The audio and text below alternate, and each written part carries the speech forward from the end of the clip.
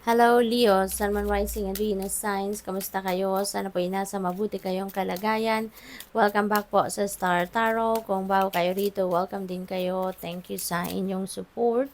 I truly appreciate it. God bless you all. Leo, pauna mensahe po ninyo ay adapt. You will get yourself where you want to be. Ayan, Leo. So, makakarating kayo sa kung saan ninyo gustong makarating because you are very adaptable, you are very flexible, magaling kayong makisama, magaling kayong mag-adjust, no, sa mga bagay-bagay, no. So, kaya makakarating kayo kung saan man kayo dapat makarating. Mapupunta kayo sa kung saan man kayo dapat mapunta. Okay? So, wag kayong mag-alala. Bumuhos po ang ulan. Sana malinaw pa rin ninyong maririnig, no? Yung boses ko.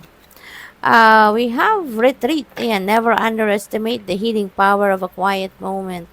Leo. So, maybe panahon din ngayon para mag-retreat kayo, no? Embark on a retreat. Kasi maaaring kailangan nyo din ng healing, kailangan niyo ng renewal. So, mahalaga, no, na mag-ano kayo, mag-spend time kayo by yourself, magnilay-nilay kayo, magmuni-muni kayo kasi that is one effective way of healing, 'di ba? Yung magpahinga kayo, ano muna kayo, lumayo muna kayo sa ingay ng mundo, yung ganoon, pansamantala lang para lang na makapag-isip-isip kayo ng maayos, makapag tawag dito, makapag-replenish kayo ng lost energy ninyo. Okay? We have dream, have a cup of tea in the garden, and find yourself in a good book. And so, huwag kayong tumigil mangarap, Leo, no? Huwag kayong tumigil mangarap, libre naman ang mangarap. Pero mas maganda rin, ano, kung tayo'y mangangarap, kung kayo'y mangangarap na magpursige kayo or pagpursigihan ninyong madala ninyo ito sa inyong 3D reality, 'di ba? So habang kayo'y nangangarap ay mag-isip din tayo. Paano ko to may experience? Paano ko tong pangarap na to madadala sa aking 3D reality na ma-experience ko to, no? Yung ganon, Dio. So good luck sa'yo. What else? We have move a rolling stone, gathers no moss. Ayan. So, there could be a lot of movement coming your way, Leo. Maaaring meron ditong mga movement na baka a place of residence, baka maglilipat ng bahay ang iba sa inyo, baka meron sa inyo ditong tawag rito, baka merong maglilipat ng trabaho, mag-a-apply ng bagong employer, no? Maaring ganong movement dito ang magaganap for some of you. So, what else for Leo?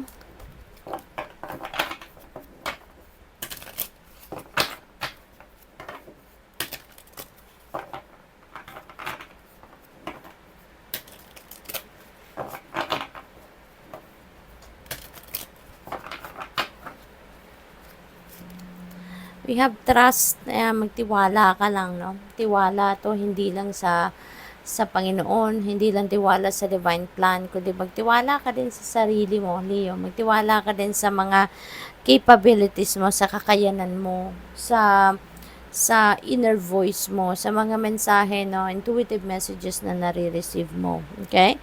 Sabi rito, while your logical mind is dictating a supposedly clear direction, your soul's inner guidance is urging you to follow an alternative path.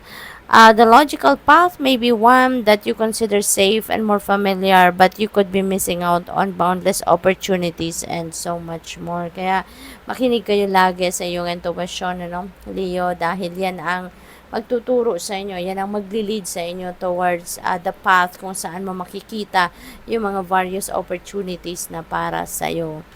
Embrace the moment. Yan, so parang live in the here and now, no? Ang mensahe nito para sa iyo, no? Kung ano yung nag-unfold sa buhay ninyo sa ngayon, nag-unfold right before your eyes, focus on that, embrace it, yung ganon. Embrace this day, this very moment, think positively today, and repel those negative thoughts. Try not to judge yourself or others. This may be harder than you think. What is actually happening is that you're changing your energy. Ayan, so napakagandang tip yan para sa'yo. We have Mother's Love, Leo. Maaari ang iba sa inyo rito, no, nami-miss ninyo siguro yung mom ninyo. Ang napipick up ko rito, no, Leo, baka yung mom ninyo is already on the other side. Maaring ang iba sa inyo, no, Leo, yung mom ninyo siguro nasa other side na, and maybe nami-miss mo siya, no? Kaya siguro at this very moment baka naiisip mo, sumasagi sa isip mo siya, at maaari din na nagdadasal ka para sa kanya, yung ganon. For others of you naman, baka ang iba sa inyo nakakasama nyo pa yung mom ninyo, nandito pa siya, and maybe, no, baka for quite some time baka hindi na kayo nagkikita, hindi na kayo nagkakausap dahil sa sobrang busy kayo, no? Maaring ganon. And this could be a message for you, no? This could be a message for your Leo na it's about time na para siguro kamustahin mo naman yung mama mo, yung mom mo, kausapin mo, tawagan mo, i-text mo, no? I-video call mo para magkita kayo kahit man lang sa video. So, yun, kasi baka nami-miss ka niya, no? And then she is thinking about you.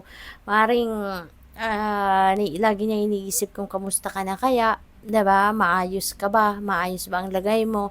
Ano na kaya mga nangyayari sa iyo? Kasi feeling ko dito, medyo may katagalan ng hindi kayo nagkakausap or nagkikita man lang, no? Kaya this is a message for you, no? Na ano't ano man ang mangyari, a mother's love will always be there, no?